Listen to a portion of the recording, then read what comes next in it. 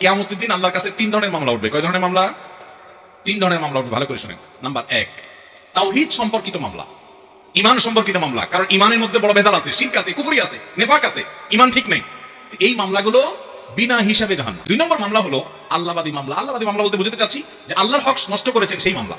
আপনার নামাজের ত্রুটি আছে, রোজার ত্রুটি আছে, আপনার হজের ত্রুটি আছে, আপনার অন্য কোনো ইবাদতের ত্রুটি আছে। যদি এরকম মামলা হয় তো সেগুলো আল্লাহ রাব্বুল আলামিন যাকে ইচ্ছা তাকে মাফ করবেন, আর কাউকে মাফ না করলে সে নির্দিষ্ট শাস্তি ভোগ করার পরে মাফ পাবে। 3 নম্বর মামলা যেটা বান্দার হক নষ্ট করার মামলা, এইটা ব্যাপারে আল্লাহ বলবেন না, এটা তো আমি শুনানি করবো না, যার হক নষ্ট করছো তার সাথে বুঝো।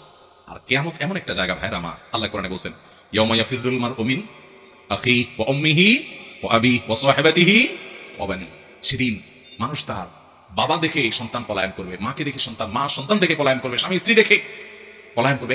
এই জন্য ওই যে 3 ধরনের মামলার ভিতরে আল্লাহর হকে একটু উল্টাপাল্টা করছেন, মাফ চান আল্লাহ মাফ করতে পারে, বান্দার হকে ঝামেলা করবেন, আল্লাহ আমাদেরকে বোঝার তৌফিক দান করুন।